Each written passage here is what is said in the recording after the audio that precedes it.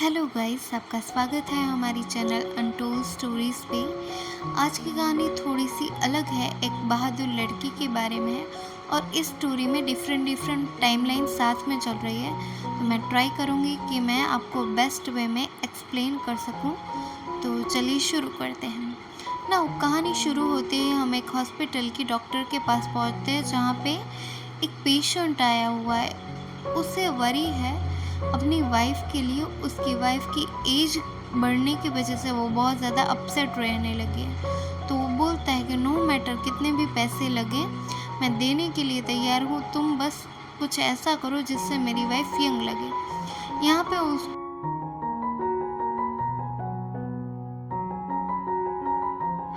Skin transplant का suggestion देती है। तो वो उसको बोल देता है कि नो मैटर कितनी भी कीमत लगे वो देने के लिए तैयार है, उसे बस अपनी वाइफ की खुशियाँ चाहिए। यहाँ से सीन शिफ्ट होता है और हम एक लड़के को अपनी गर्लफ्रेंड के साथ रोमांस करते हुए देखते हैं, पर तभी वहाँ पे अनु आ जाती है और वहाँ पे उसकी इंसल्ट करके चली जाती है। नेक्स्ट मॉर्निंग ये लड़का फिर से उसी के पास जाता है और अपनी गाड़ी की चाबियाँ लेता है। तब हमें पता चलता है कि अनु एक्चुअल में एक ड्रग सप्लायर है जिसके पेमेंट ये लड़का नहीं दे पाया था और उसी वजह से इसने उस लड़के की गाड़ी की चाबियाँ ले ली थी। यहाँ पे उसको चाबियाँ देने के साथ एक वो सजेशन देती है कि उसके पास एक आइडिया है जिसकी वजह से वो एक पूरे साल तक का ड्रग उसको फ्री में देगी। पर कैसे, वो हमें जल्द ही पता चलने वाला है।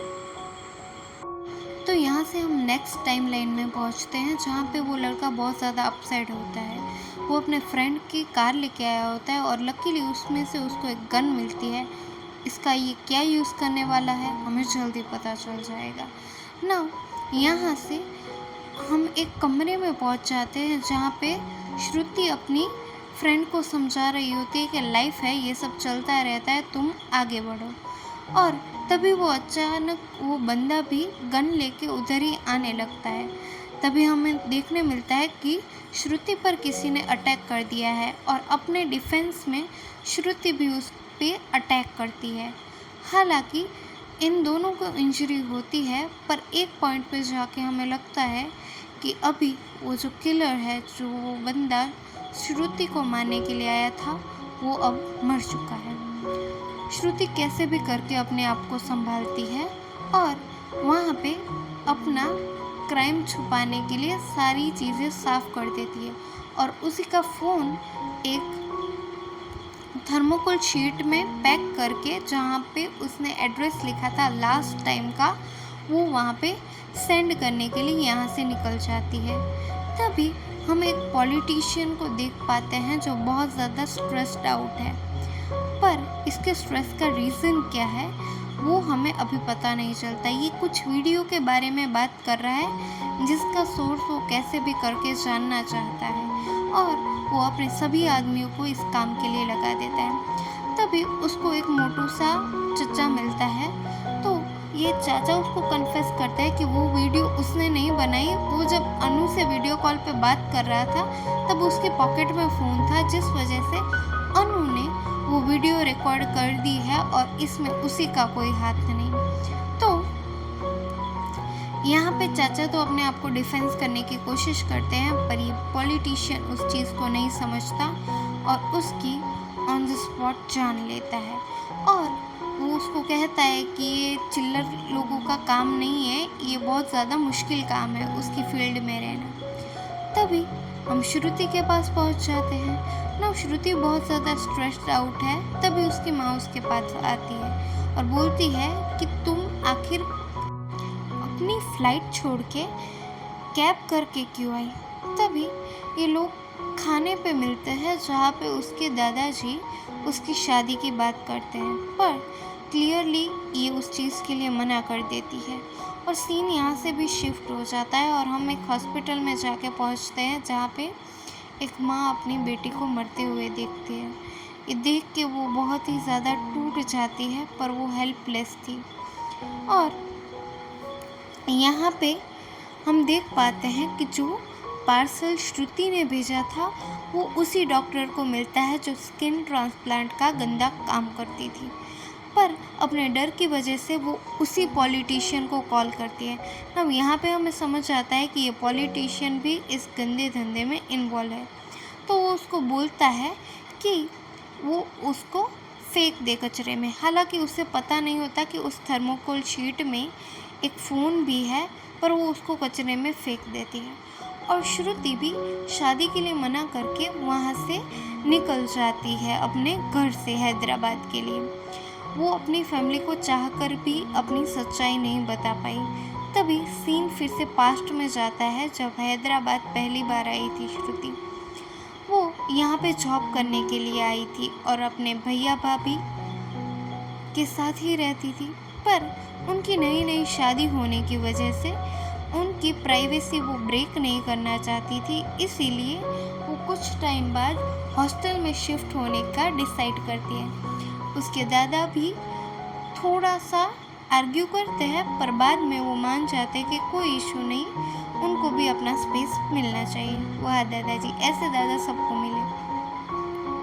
और 2-3 दिन के बाद जब श्रुति काम से अपने घर जा रही होती है, तभी चरण आके उसको फ्लावर्स देता है और सॉरी बोल के रिक्वेस्ट करने लगता है। जब श्रुति गुस्से में उसको मना करती है, तब वो उसे बताता है कि जब वो उसको लेने आने वाला था तभी उसकी कार का एक छोटा सा एक्सीडेंट हो गया और वो 2 दिन से जेल में था, इसलिए वो उससे मिलने नहीं आ पाया।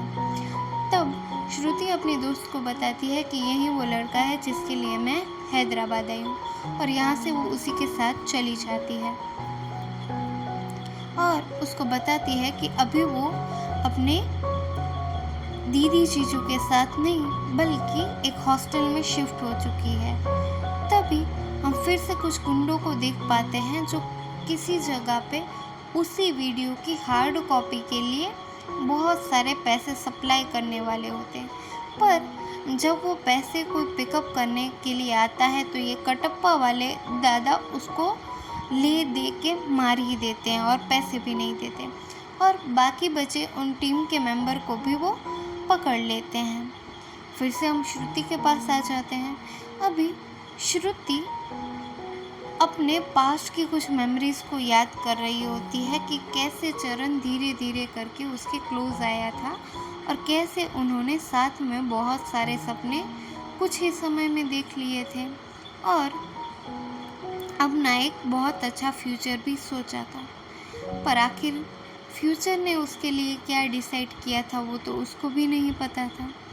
तो क्या होता है, फिर से जब श्रुति होश में आती है यानी कि प्रेजेंट टाइम में आती है, वो हैदराबाद पहुंच चुकी थी और वो अपने घर की ओर जाने से पहले कुछ फर्स्ट एड किट की दवाइयाँ और कुछ सामान लेती है और यहाँ से वो अपने घर की ओर बढ़ती है।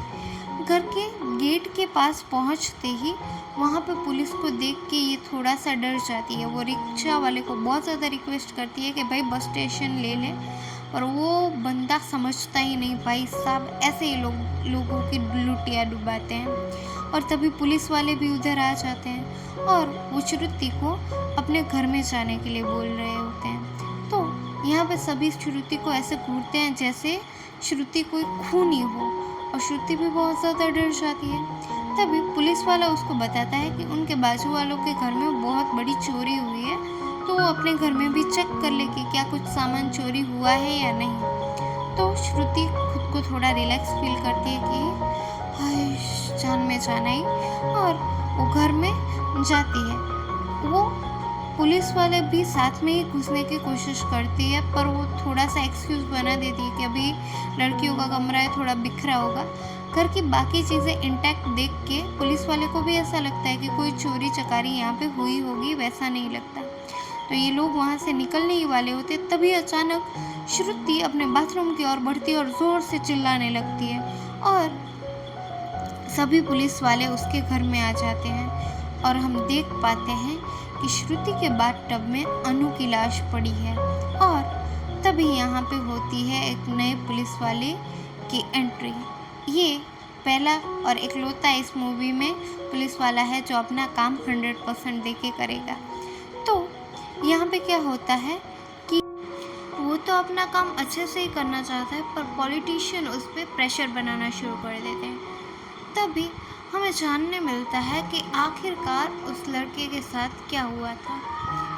अनु ने जब उसको प्रिया को फंसाने के लिए बोला था तो वो एग्री तो हो गया था, और उसने कुछ ही समय में प्रिया को पटा लिया था, और उन्हीं के कहे मुताबिक वो उसको एक जगह पे बुलाता है जहाँ से ये गुंडे उसको उठा लेते हैं। ना 1 साल के बाद जब वो अनु को देखता है, वो उसके कार के आगे आ चुकी होती है, और जब वो उसकी मम्मा उसको बताती है कि बेटा ये पेशेंट है, इससे गलती से हो गया, तो उसका नाम लेके बुलाती है ना। ये देख के ये लड़का कंप्लीट शॉक में चला जाता है कि आखिर ये सब हुआ कैसे। तो वो अनु से जाके बात करता है, तो अनु उसको बताती है कि तेरे से ये सब काम, इसको हमने हलवा पूरी खाने के लिए नहीं करवाया, इसकी स्किन को मिनिमम 4 से 5 बार उन लोगों ने निकाला था, जिस वजह से इसको स्किन कैंसर हो गया था, और वो 4th स्टेज पे था, जिस वजह से प्रिया की जान चली जाती है।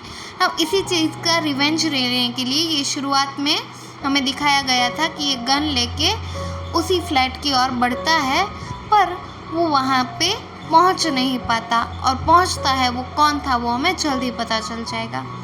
नाउ यहाँ पे श्रुति को अरेस्ट कर लिया जाता है, और उसके जीजू और दीदी बहुत ज़्यादा रिक्वेस्ट करते हैं कि उसको छोड़ दे, पर पुलिस पहले उसकी इन्वेस्टिगेशन शुरू करती है। तभी वो पुलिस वाले को सच बताना शुरू करती है, पर ये कितना सच है हमें पता चल जाएगा थोड़ी देर में ना। वो पुलिस को बताती है कि जैसे कि उसने डिस्कस किया वैसा ही हुआ था।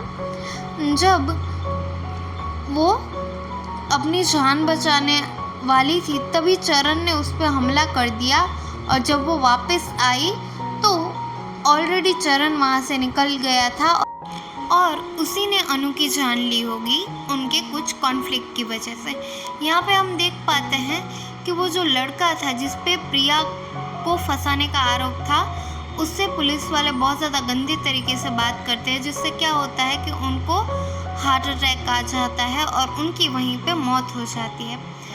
पर इस चीज़ का भी एडवांटेज मीडिया उठाता है और बोलता है कि तुम सभी यहाँ पे लोगों को बचाने के लिए हो या मारने के लिए हो। तो यहाँ पे पुलिस पे बहुत ज़्यादा प्रेशर बनने लगता है कि आखिर क्यों वो अपना काम अच्छे से नहीं कर पा रहे, और इतना ज़्यादा टॉक्सिक क्यों होना कि किसी की जान ही चली जाए। तो वो यहाँ पे एक अच्छा काम करते हैं कि श्रुति को वहाँ यहाँ से जाने देते हैं, क्योंकि वो तो कल्प्रिट है पर इतनी ज़्यादा नहीं, तो उसको यहाँ से बेल पे छोड़ देते हैं ना। यहाँ से ये लोग घर जाते हैं, तभी एक बहाना बनाती है कि मेरी कुछ बुक्स हॉस्टल में रह गई है तो वो लेने के लिए जाना है। श्रुति और उसके जीजू निकल जाते हैं हॉस्टल की तरफ। तभी रास्ते में श्रुति उनको आगे की सच्चाई बताती है। वो बताती है कि जब वो चरण को मार रही थी तभी अनु वहाँ पे आ गई थी, और वो उसको अपनी स्किन देने के लिए एग्री कर रही थी, जो काफ़ी हद तक श्रुति को घायल करती है। पर एक पॉइंट पे श्रुति उस पर अटैक करके उसको मार देती है ना। ये सुन के उसके जीजू तो कंप्लीट शॉक में चले जाते हैं कि आखिर उसने अनु को मारा कैसे और क्यों। उसको पुलिस को इस चीज़ में इन्वॉल्व करना चाहिए ना। पर श्रुति बोलती है कि वो उस लायक थे ही नहीं, और जब पॉलिटिशियन ही उनको बचाना चाहते तो वो आखिर कैसे उसकी जान बचाती। उसका मरना ही सही था, और ऐसे वो एक्सेप्ट करती है कि उसने अनु को भी मारा था, और अपना बहुत ही ज़्यादा सफाई से काम ख़त्म कर दिया था, जिस वजह से जब चरण होश में आया तो उसने बाकी का काम चरण को भी गन पॉइंट पे लेके करवा लिया। उसने उससे पूरा घर साफ करवाया और उसमें एक ड्रग इंजेक्ट किया, जिस वजह से वो थोड़े टाइम में अपना कॉन्शियसनेस खोने वाला था ना। अपना काम निपटा के जब चरण वहाँ से बाहर जाने वाला होता है तो श्रुति उसे फोर्स करती है कि तू कोई मेरे घर का मेहमान नहीं है, निकल साले, तू बालकनी से ही निकल। तो यहाँ पे हमें वो सीन पहले भी बताया था कि चरण कैसे छुपके से वहाँ से निकला था। यहाँ से वो ऑटो में अपने इलाज करवाने के लिए हॉस्पिटल की ओर बढ़ता है, पर जो ड्रग श्रुति ने उसको दिया था उसकी वजह से उसकी वहीं पे मौत हो जाती है। पर उसके कुछ टाइम पहले उसने कुछ मैसेज रिसीव किए थे चरण के फ़ोन में, जो और किसी के नहीं थे बल्कि उसके जीजू के थे। नाउ यहाँ पे उसे समझ आ जाता है कि इन सारी चीज़ों में उसका जीजा भी इन्वॉल्व है। और जब वो उससे गन पॉइंट पे लेके सच्चाई पूछती है तो वो बोल देता है कि माना कि तुम मेरी साली हो, पर तुम्हारे एक एक इंच स्किन का भी मुझे 10-10 लाख रुपए मिलने वाला था, तो इसके लिए मैं मान गया और पॉलिटिशियन ने मुझ पे प्रेशर बनाया था। तो यहाँ पे श्रुति फिर से अपना प्रेजेंस ऑफ माइंड यूज़ करती है।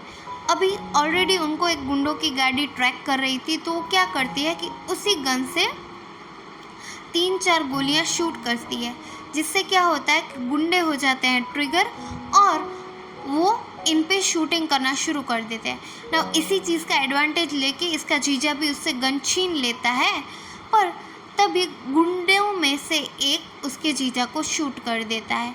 और जब तक वो श्रुति को मारने वाले थे तब तक वहाँ पे पुलिस आ जाती है। उसने ऑलरेडी पुलिस को कॉल कर दिया था। तो यहाँ से जो मेन पुलिस वाला होता है उसको समझ आ चुका था कि ये सारा गेम श्रुति का है, पर वो कुछ भी नहीं बोलता श्रुति को, क्योंकि उसे भी पता है कि ये सब गंदे धंधों को बंद करवाने में बहुत ज़्यादा हेल्पफुल हुआ है। तो आज के लिए बस इतना ही। Be brave and thanks for watching.